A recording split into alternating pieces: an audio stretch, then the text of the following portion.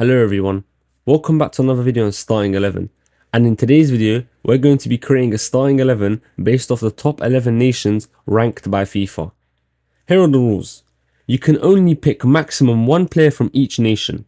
One of the nations will have two players included in this video due to the honourable mentions player.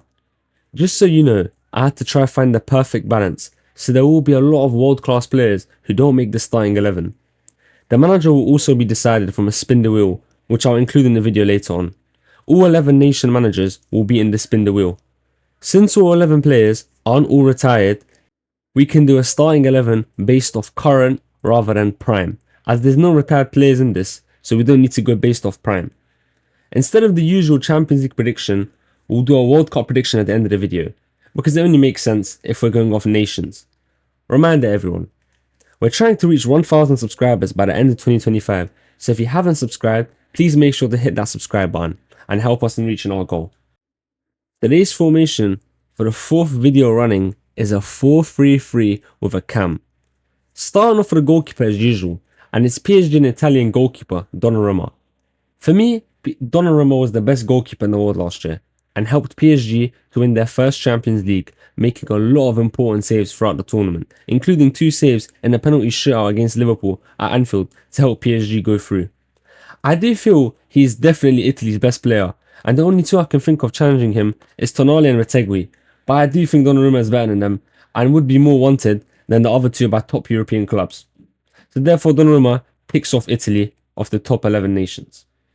At right back is a player who hasn't really played this position much in the last few seasons, but he has played the right back position plenty of times and was actually the right wing back for his nation at the 2021 Euros. It's current Bayern and German international Joshua Kimmich. Kimmich isn't for me Germany's best player. I'd have Musiala and Wirtz ahead of him, but those 2 couldn't fit into the team, so Kimmich was next in line for Germany's best players and fits into the starting 11. Kimmich is definitely world class and at times, isn't spoken about enough, so therefore Kimmich represents Germany. At right centre back is, in my personal opinion and plenty of others, the best centre back in the world. Current Liverpool and Netherlands defender Virgil van Dijk, who for me is the Netherlands' best player, so he therefore takes the right centre back position and is representing Holland.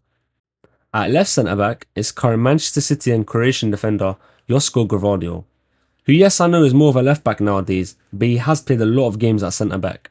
I do feel he is Croatia's best player, maybe also Modric, but Modric is 40, so that's played a factor as to why I picked Gvardiol instead of Modric, and I do feel the midfielders in the starting 11 are better than current Modric, so therefore Gvardiol represents Croatia.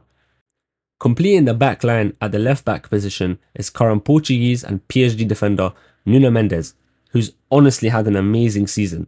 It was difficult to pick between him and Vitinha, but Nuno Mendes just nicks it for me. He's locked up every single winger he's come up against apart from Cole Palmer, but in general, PSG were horrible against Chelsea, so it's not only down to him.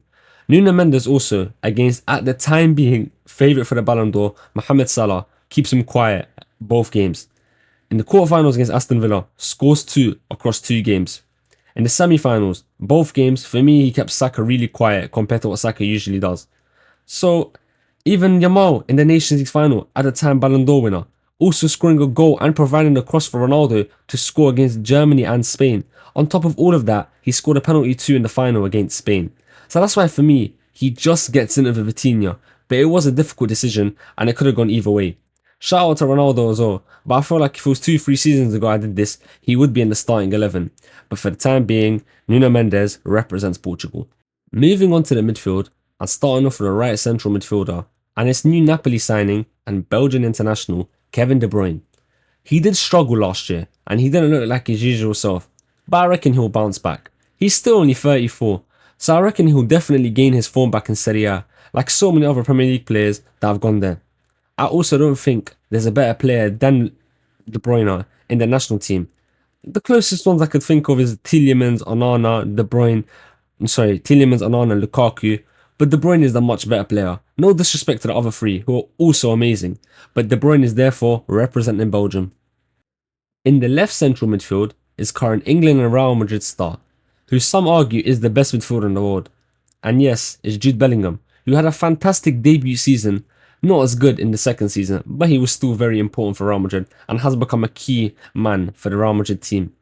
The other players that come close to him from the England national team are Kane and Saka, but I feel like there are better players in their positions, so I picked Bellingham, who, to be honest, there aren't many midfielders who come close to him, so Bellingham therefore represents England in the left centre mid position.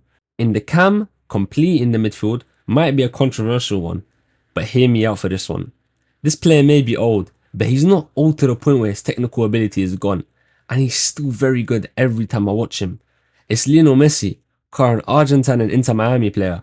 And yes, he has actually played cam. He's made 27 appearances throughout his career there, so therefore he's eligible for the cam role. For me, you cannot say no to Messi, and I feel like in the cam position, he'll be utilised more efficiently to control the tempo and play amazing through balls at 38 than right wing. Despite being 38, Messi makes the team representing Argentina. Moving on to the attack, and starting off with the left wing position is a player who in some people's eyes, should have won the most recent Ballon d'Or, ahead of Rodri. You all know who I'm talking about now, Vinicius Jr. I mean, I looked at Brazil's starting 11, and in my opinion, Vinicius was by far the best. Neymar's barely kicked the ball in 2 years, and the one that can get thinking that comes close to Vinicius is Rodrigo, but again, he's not Vinicius. Vinicius didn't have the best of seasons last year, but he's still world class, and he's representing representing Brazil in the left wing position. In the striker position, it's a no-brainer. It's current Real Madrid and French star, Kylian Mbappe. I don't think this needs much explanation. We all know Mbappe gets into every single starting 11, so let's not waste time and move on to the right wing, as Mbappe is representing France. No discussion, no debate about it. Completing the attack and starting 11 is no other than current Spain and Barcelona teenager Lamine Yamal, who's honestly something we've never seen and probably won't again. First team debut at 15, 16 years old becomes a starter, and at 17 and 18 becomes a fan favourite. For me, even though he's only 18, he's Spain's best player and is therefore representing them at right wing. That's the starting 11 complete. Moving on to the honourable mentions player. And the honourable mentions player for me is Harry Kane. As complete as he can get as a striker, and I found it hard leaving him out. I still don't know if it's a mistake, but let me know what you think in the comments down below. Because if I did include him, either Vinicius or Mbappe leaves the team, and I don't think either France or Brazil have a midfielder as good as Bellingham, which is why I didn't include Kane in the starting 11, but instead as the honourable mentions player. Now, as I mentioned earlier in the video, the manager is going to be based off a spin the wheel. So here is the spin the wheel.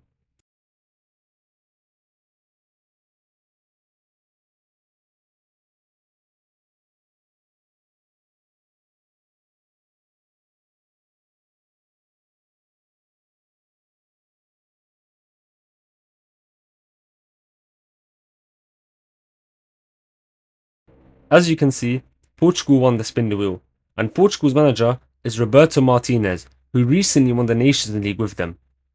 On to the predictions. I'm going to straight up say it. This team comfortably wins the World Cup. It's not even close. Now I can't even speak because how excited I am from this team. Now I know I'm not a fan of the 4-3-3 with a 10 and too many superstars in the team, but remember, international football comes down to individual quality and not tactics. There's not enough time to prepare tactically for the World Cup. Only some small key details that they may be included from managers. There's not a single player in the starting 11 that isn't world class. And purely because it's based off international football, the starting 11 based off the top 11 nations wins the World Cup, as you'd imagine. That's the end of the video, everyone. If you enjoyed the video, make sure to like, subscribe, and leave a comment if you agree or disagree with my prediction. Thank you for watching.